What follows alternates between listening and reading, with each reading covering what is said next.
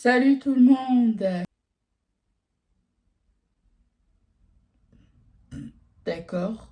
Si tu penses que toi, t'as pas de chance en amour ou si t'as quelque chose, voilà, à me dire que non, t'inquiète, t'es pas la seule, n'hésite pas à me le dire en commentaire. Avant de vous raconter mon histoire vraie, je tiens à prévenir d'abord dans quel état j'étais avant de faire des rencontres et avant de me taper toutes les red flags du monde.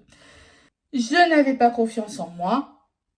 Je me détestais, je m'aimais pas, donc bon, ça commence bien.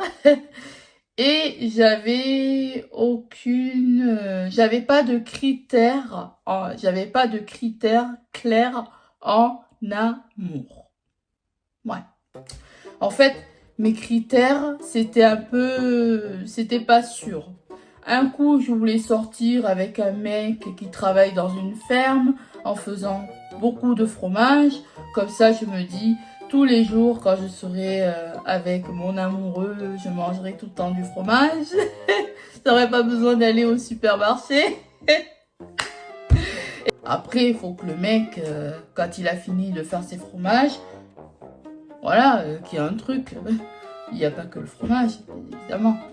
Un autre coup, je voulais un mec ultra stock, ultra musclé. Comme ça, je me dis, si jamais les personnes se moquent de moi, sont méchants avec moi, se moquent de mon visage, je vais aller le voir et je vais lui dire, hey chérie, regarde lui là, lui, ouais lui. Eh bien, il s'est foutu de ma gueule, il s'est moqué de moi, va lui casser la gueule. Eh bien en fait, j'en ai pas trouvé des mecs comme ça, donc du coup je me suis dit ouais c'est bon. Je fais peur au mec à ce point-là, ou est-ce que il a juste pas envie de se casser une côte à cause de moi peut-être. Mais bon, je suis très déçue quand même de pas avoir trouvé mon critère du mec très grand, baraqué, qui fait peur, et comme ça au moins il pourra me défendre. Non. J'ai- Non, j'ai pas réussi à tomber sur ce mec-là. Donc en attendant, bah, je me débrouille toute seule, hein, voilà. Et comment je me débrouille tout seul, bah, je m'en fous. Ou alors je pense au protecteur dans The Boy quand il lase les personnes qui lui manquent de respect. Oh, j'aurais tellement aimé avoir les mêmes pouvoirs que lui. Ah ouais, ça aurait été trop bien. Une autre critère, c'était le mec qui est très cool, très gentil et qui m'apporte tout ce que je veux.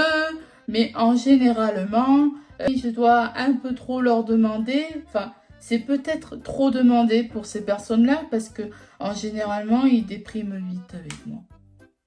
Ils finissent déprimés. Moi, mon but, c'est pas de leur briser le cœur, c'est de rester moi-même. Mais apparemment, si je reste moi-même, ça les rend malheureux après.